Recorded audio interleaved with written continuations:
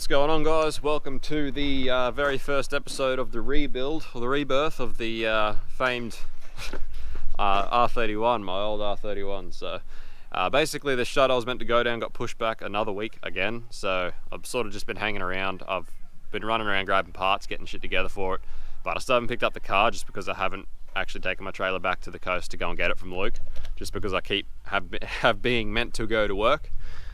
So basically there's a few things I can still do while I'm still around. Still don't have the car, but I've got a heap of parts to go through. I have decided I'm not going to document like every sort of cost of what I'm doing with this build, just because it wouldn't be very accurate, because I'm using so much stuff that I already have lying around, so it's not really an accurate representation of what the cost actually was. So I'm not going to bother doing that for you guys, but at the end of the build I'll probably just sort of do a rough how much it costs to sort of get it done sort of thing. But so anyway, for now I'm just gonna go take you through some of the stuff I've picked up. I've got some stuff from Liam. I actually got some stuff from another bloke that I sold a few of my old 31 parts to, so like sort of everyone that I helped out at that point, it's all come full circle, and I've ended up getting a fair few parts from those guys as well, which is awesome. So what goes around comes around, guys. So first thing I got from another bloke that I sold some parts to gave me for free this auto tail shaft. Now the auto tail shafts are actually like 25 or 30 mil shorter than the manual ones, but for what I'm planning, which I'll go through as we go through the series, I do think I can make the auto one work for what I want to do with the length that it is. Obviously he was just going to throw this in the bin, so it was out in the weather, so the yoke, the input yoke, was sort of a bit rusty. I've sort of cleaned it up on the wire brush, and it is a bit pitted. It's not ideal, it's not too bad, it might linish up, so. But before I go into that much effort linishing it up and getting it perfect, I'm just going to wait until I've got the motor in the car and make sure it's going to work, the length, before I go too much into that, because I may still need to just actually try and get a manual one, or I may need to lengthen it anyway, in which case I will put a new yoke on it anyway. So as well as that tail shaft from Andrew, also got this alternator and starter loom, which I figured I will probably need. Because I figured Luke would have used mine, but on the way there I actually also realised that I would still have two alternator and starter looms off the RB25s that I wrecked, so probably didn't actually need this, but I've got it regardless in case I do. That's pretty cool. As you can see, the Falcon is just full of parts, so pretty much most of the stuff I was asking for in the last episode I have. There's only sort of very few things that I'll go through at the end of going through these parts that I still need. From Liam we've also got my old exhaust system off my old 31 that Liam actually bought off Luke because he planned on using a lot of it, but he didn't end up using a lot of it. So I know I said in the last, when I sort of announced this, that I was sort of planning on making a new stainless one. The fact this was pretty much next to nothing, because obviously Liam's a champion, he's helped me out as much as I helped him out with his build, so this pretty much cost me nothing, so I'll use this because obviously it's just going to be more financially viable for what I'm doing. So the only bit Liam used is a little sort of a chicane 45 to 45, which I should have spare of down with all my other exhaust stuff that I can use. I also have to see whether this over the diff piece is going to work, because I plan on running smaller wheels and going a lot lower on this iteration than it was last time, so I'm unsure if that's actually going to clash with my diff or not, so it's another thing I sort of need to make sure of. I will also be putting actual sort of resonators and mufflers in it this time, whereas last time it was all just straight piped. But because I want to drive like Archie, obviously Archerfield has noise restrictions, so I will have to be shutting it up quite a bit. Also from Liam, I've got his old stock sway bar. Obviously if he's followed Liam's build, I sold him my white line one out of mine, so I knew he had this laying there. I plan on doing the old doubled up sway bar, the old school R31 trick of just double sway bar. Because Luke used my diff, but in an EH it's actually leaf sprung, so Luke didn't use my old sway bar or my old panhard. So with this sway bar I will have two sway bars. So I've also got here Liam's old stock panhard. I pretty much plan on modifying this to make it work when I lower the car. I was looking at getting an adjustable one, but I figured for the $180 odd they cost, I think, around $180, $200. You only really adjust it once for the height you want, and then it gets locked off and stays there. So I figure I'll figure out a way to modify a stock one to make it work. Plus I'll have my old stock one for if I ever get in trouble with Delore with the 5.0. I've got a stock one to chuck back in it as well. So then from another bloke that was pretty big on the R31 scene, like quite a while ago, He's belongs to Zell Garage. Anyway, I went down to Brisbane. He was selling a complete diff.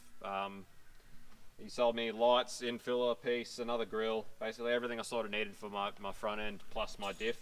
The diff's got full olefin bushings in it. It's got heaps of good bushings. Actually, I'll show you. I'll show you when I get it out of the car anyway. Firstly, we've got one infill panel, which has had a bit of a hard life. We've got this infill panel, which is straight enough. I will paint that up. I will get the colour code off mine and paint it beige, same as mine. Even got a spare grill, which probably won't really use. Got a set of Series 3 headlights, 2 S13 knuckles, which is awesome. They're pretty hard to find. I've got one lower control arm, which is sort of a pain. So I still need lower control arms. That's one of the things I do still need for this build. He gave me one hub as well, which again is annoying, but I've got another set of hubs there from someone else. But I have my knuckles, which is great. So I've got S13 knuckles. He gave me a set of brand new rotors and brand new pads for the diff for the rear, which is awesome too.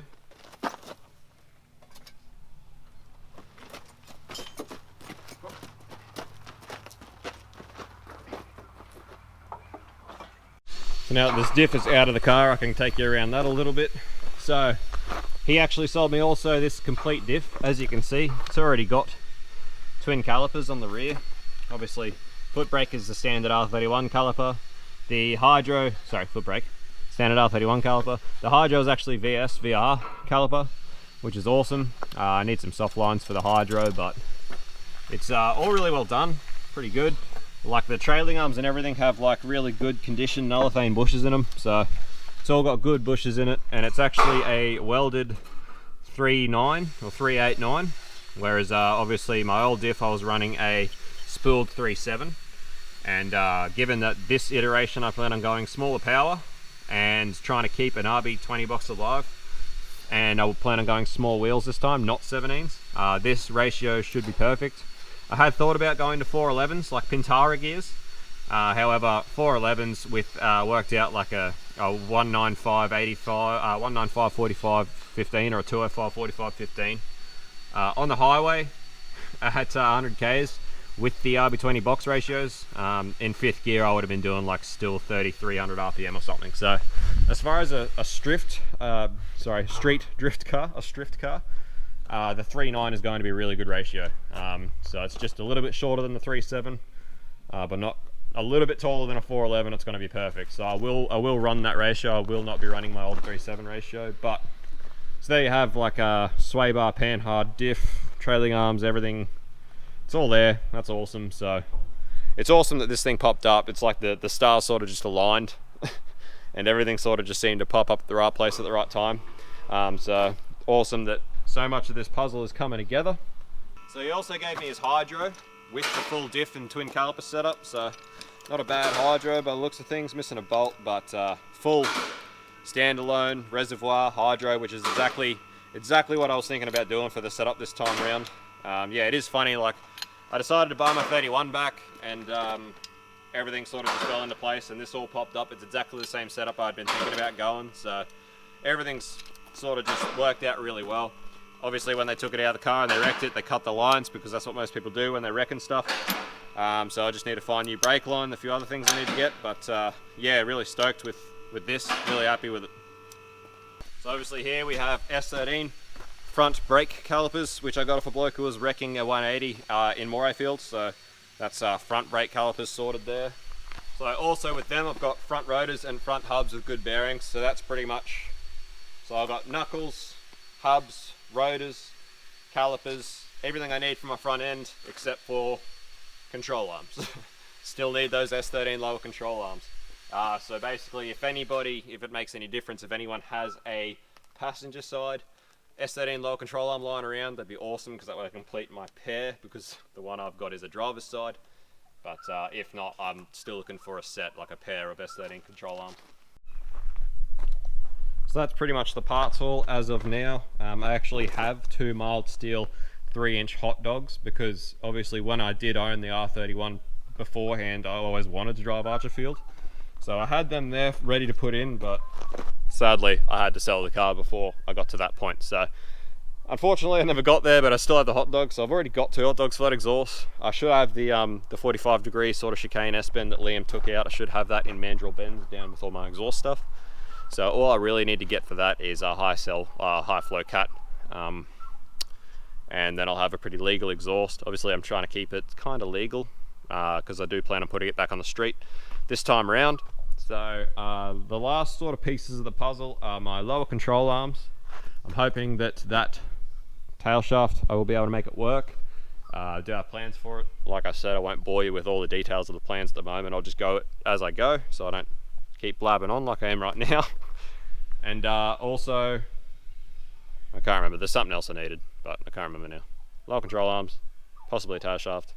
Oh, suspension, coilovers.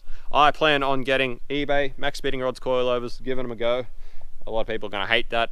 I don't really care. They're like 340 bucks for a whole set of 4, so I'm just going to basically give them a whirl, see if they're going to work. I'm going to track test it a little bit before I go throwing it on the street, because I don't particularly trust them on the street. But I figure I run their turbos, so why not give their coilovers just a go, see how they go. Worst thing that can happen is they'll break. So anyway, although I don't have the car, there's not a whole lot I can do with all this gear at the moment. One thing I can do is go and fish out my bin motor, the old bin motor, and I do plan on pulling that down before we go away on this shut, now that we have this extra couple of days, because I just need to check I just need to ensure that it's a virgin bore and check the bearing sizes so that I can order all of my bearings, rings, gaskets and stuff while I go on this shut, so that when I get back, hopefully I can dive into that head first and get that rebuilt, and hopefully I can go and pick up the 31 very soon after we get back, and we can dive into this. As you can see, it's all pretty much here. I do have to thank you all for bearing with me on how slow the Cressida is coming along. Obviously it wasn't never meant to be that slow, and I feel like it reflects bad on our ability here, because we really don't work slow. We do customer work very fast, although we don't make content out of it, literally because it slows the process down too much, we feel. Plus it's just annoying having to ask customers if they will allow us to make content of their build or whatever. We just don't do it.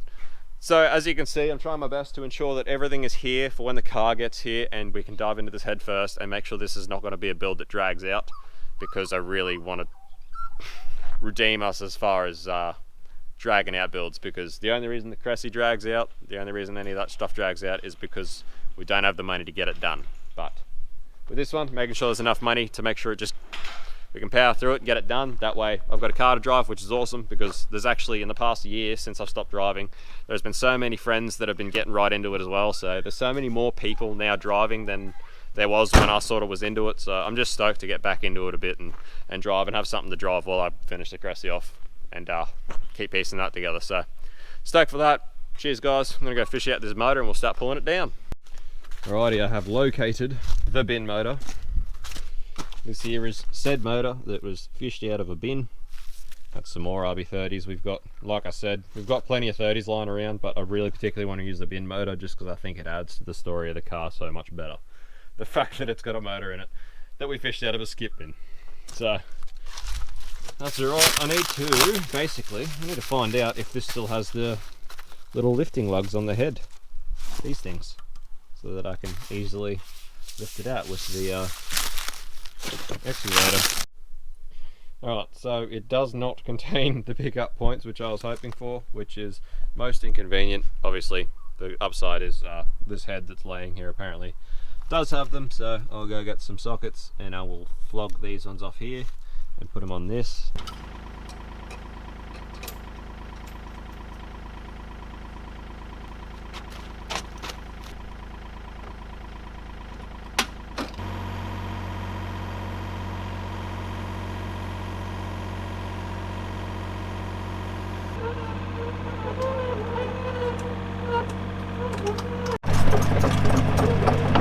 Hell yeah, brother! Alrighty, so bin motor is up in the shed.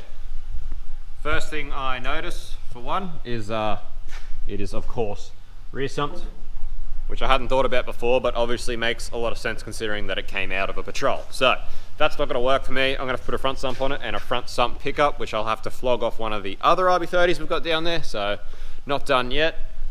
Second thing, which is a bit of a pain, The balancer is completely rooted, it's been hit, so I'm gonna have to get a new balancer for it, which is a pain, but hey, what do you do? Another thing I do notice is that the old engine number here, I don't know if you might be able to see that, but you can see how the last letter or digit on that is A, and it is A on its own. Basically this means it's not prefixed with A6 or A8, which means that it is a Series 2 RB30, which means it must be out of a Skyline initially. This motor must have initially come out of a Skyline. Being a Series 2, it means it has where are we? I'm on the wrong side, sorry guys.